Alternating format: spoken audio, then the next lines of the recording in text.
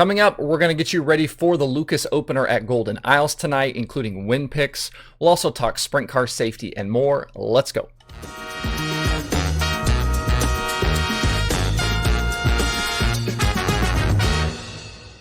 Today is Thursday, January 27th, 2022. Welcome into Dirt Tracker Daily. I'm Justin Fiedler. Before we get into the show, today's episode is supported by our friends at Rotor-Ron. If you're into RC cars and racing, head over to rotorron.com. They've got a full line of new and reconditioned RC motors, plus batteries and all the accessories you could need, including gears, radios and receivers, and more. And if you need your RC motor dyno tuned, check them out. With them being located in Illinois, they can get it turned around quickly for you. As a bonus for my Dirt Tracker audience, use code DIRT10 at checkout and get 10% off any order of $50 or more. So pop over to rotoron.com, grab some RC parts, and use code DIRT10 at checkout. If you're a Dirt Late Model fan, today is a good day. Speed Weeks kicks off tonight at Golden Isles with 20 race nights on the schedule through February 19th between Lucas, the Outlaws, and Dirt Car. We've got Golden Isles, Bubba Raceway Park, Alltech, East Bay, and Volusia coming up. That includes 14 Lucas race nights and 6 late model shows at Dirt Car Nationals, 2 of which are Dirt Car and 4 of those are World of Outlaws. Last night, the teams got a chance to practice at Golden Isles before racing gets underway for real tonight. They had 43 cars take time, with Brandon Shepard going overall quick time and Brandon Overton second quick. According to series announcer James Essex, they are expecting more cars to show up today, so we could be near 50 for tonight and the weekend. The field will be packed with good cars, including Jonathan Davenport, Hudson O'Neal, Tim McCready, Ricky Thornton Jr., Earl Pearson Jr., Shane Clanton, Josh Richards, Kyle Larson, and a whole host of other young drivers. For drivers and teams eyeing the Lucas Championship, only their best 5 nights of the next 14 will count towards the season-long championship hunt. But drivers do have to have perfect attendance to earn those points. If you watched my Dirt Tracker Conversations episode earlier this week with Joshua Joyner, you know there are some question marks with the group of Lucas full-timers. Of the full-time field that competed last year, we can expect champion Tim McCready to be back to defend his title. It also sounds like Hudson O'Neal, Tyler Erb, Kyle Bronson, Ricky Thornton Jr., and Earl Pearson Jr. are all coming back. 2 notables that we are probably losing are Jonathan Davenport and Jimmy Owens. Those 2 drivers represent 3 of the last 4 Lucas championships and a boatload of wins. It sounds like the draw of chasing the money in 2022 is just too strong to keep them as full-fledged Lucas regulars. Some other drivers will step in to fill those gaps, though, and a few names we should expect to be in the mix early on are Spencer Hughes, Garrett Alberson, Ashton Winger, and Cody Overton.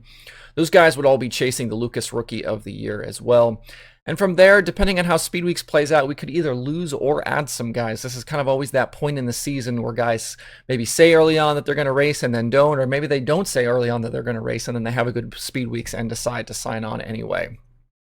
Golden Isles Speedway looks to be in good shape for the weekend, and while the temperatures will be chilly, the forecast for precipitation continues to improve.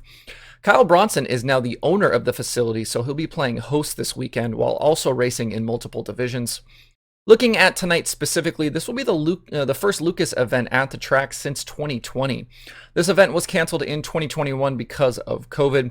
Back 2 years ago, Tim McCready won the opener in February, and then the series returned in May to reopen the season after the COVID shutdown.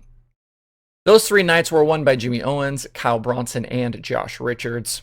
And thanks to the added stat tools of Dirt Tracker Plus, we can see that in those 4 races in 2020, Jimmy Owens actually had the best average finish of any driver at Golden Isles of 3.75.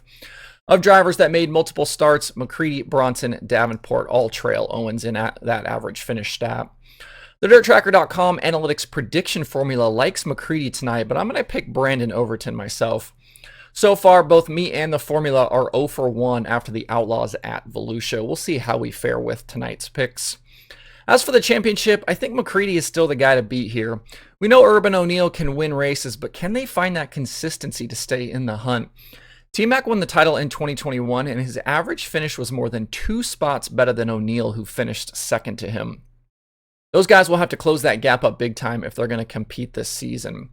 If you're in the area, make sure to dress warm for tonight. If not, MAV TV Plus will have live coverage of the whole night, and the MAV TV Broadcast Network will go live for the feature only. In some rules news from yesterday, the World of Outlaws Sprint Car Series announced they are working towards making onboard fire suppression systems mandatory for the 2023 season. They're currently working with SFI and the manufacturers to create a set of rules which they plan on completing by May of this year. That will allow teams to have plenty of time to get things purchased and their cars outfitted before next season. I personally saw this announcement and was like, hey, more safety, that's good news. But apparently not everyone agrees. There was quite the reaction from the sprint car community on social media yesterday following the move. There were a lot of drivers saying, instead of mandating more parts, why don't we make tracks safer? We saw tweets from Gio and Dominic Scelzi, Logan Wagner, and plenty of others on the subject. Which to some extent, I agree with them. The problem here, though, is these things aren't mutually exclusive. We can both mandate onboard fire suppression and work towards safer racetracks. It doesn't have to be one or the other. It should be all of them at the same time. What I don't understand here, though, is guys complaining about unsafe racetracks, no ambulances, the safety crews, etc., but they don't go into details or mention the tracks by name. If this is such a problem, why aren't they more vocal about which actual tracks it is? Put some pressure on these facilities to get better.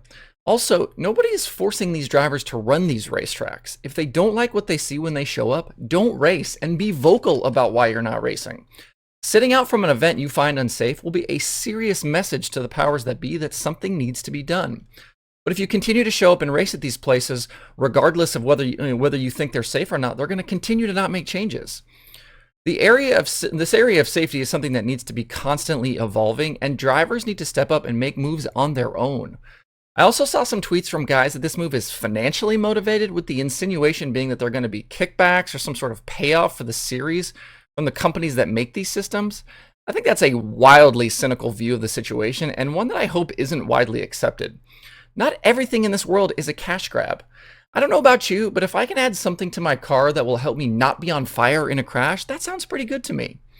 From all angles, safety needs to continue being a focus and being pushed forward. Safer cars, better racetracks, improved safety gear, and better response teams at the tracks are all needed. And everyone needs to do their part, from the drivers and the teams to the series and the racetracks. When Tyler Courtney and his Clausen Marshall racing team head south here coming up pretty quickly, they'll do it with a fresh paint scheme on the 7BC sprint car. No more NOS Energy Drink Turbo on the side of that machine, instead going with an updated look from Blackbeard that features just the straight NOS Energy Drink logo. Sunshine is getting ready to defend his All-Star Circuit of Champions title and tackle a sizable sprint car schedule to hopefully make the jump to the World of Outlaws in the future. The All-Star schedule kicks off a week from tomorrow at Sonoya Raceway in Georgia. And a quick schedule change for the All-Stars. Their April 24th race at Bedford Speedway in Pennsylvania has been pushed back a few days to April 28th.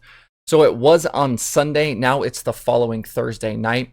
It was originally going to cap a 4-race weekend with Bloomsburg, Williams Grove, and Port Royal. Now it will kick off a 4-day stretch that will include Lernerville, Sharon, and Waynesfield.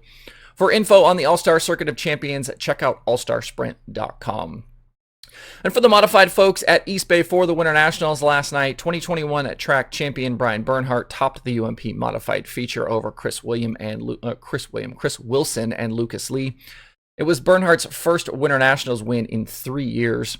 Drake Troutman finished 8th, Tyler Clem was 14th, and Tyler Nicely finished 22nd. It was a big field of cars with 59 modifieds on the property. That modified portion of the event continues through Saturday night. The Winter Nationals as a whole continue at East Bay in various forums through February 19th. And there are 4 shows on the streaming schedule today. Flow Racing has the Winter Nationals from East Bay, like I just mentioned, and Flow Racing 24/7. MAV TV Plus has the opening night of the Lucas Late models from Golden Isles, and Speed Sport TV has USAC CRA sprint cars from Cocopah Speedway. To see the full daily streaming schedule with links to watch, visit dirttracker.com/watch tonight. That's it for the show today. Hope you have a good Thursday. If you have thoughts about the topics on today's show, please leave them in the comments below or tweet at me. Thanks everybody for tuning in. We'll see you tomorrow for more Dirt Tracker Daily.